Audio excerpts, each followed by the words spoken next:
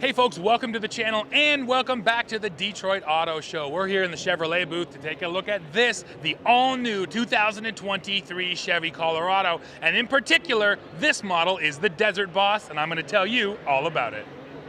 The first thing I want to talk about with this new Colorado is actually just General Motors' philosophy with mid-size trucks, because a few things have changed. First of all, the Colorado and the Canyon are now crew cab short bed only. That is the only configuration.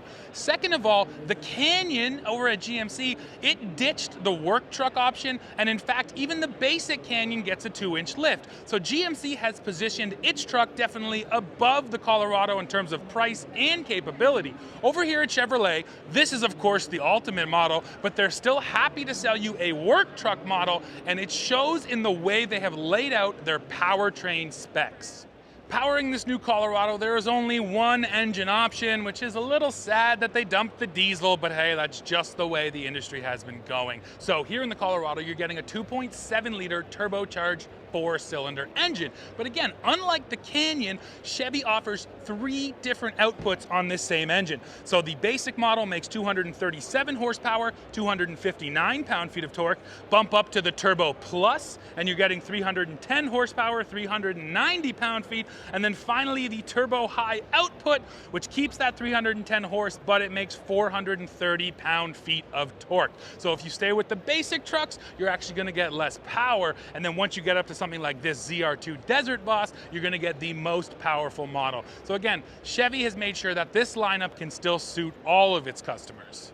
Inside, the interior has been entirely redone. And one of the things I actually noticed sitting here right away is the truck feels noticeably wider. I feel like I have a little more space between me and my passenger. Now, the other thing that's been totally updated here is all of the infotainment. That's an 11.3-inch touchscreen. I have an 8-inch digital gauge cluster right in front of me, so of course all the technology is here.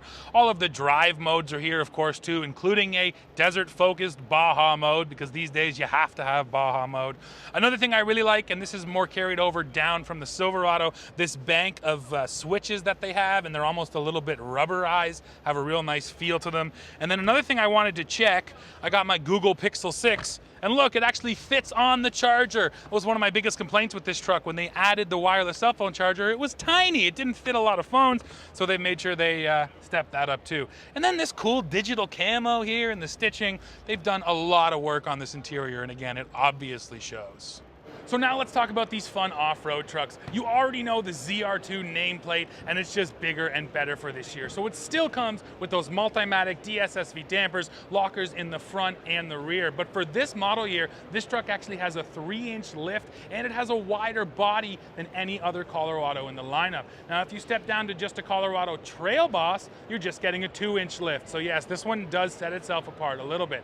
Now, on top of ZR2, Chevy has also added the Desert Boss package, and that's exactly what you're looking at right here. So if you opt for the Desert Boss, you're going to be getting 17-inch beadlock capable wheels, an off-road bumper with a brush guard, and then on the back of the truck, you can see it right up there, a sports bar, a roof-mounted light bar, and then maybe one of the coolest features that this truck has, an underbody camera. Yes, there is now a camera underneath, which is going to show you the trail and show you where your tires are on those rocks.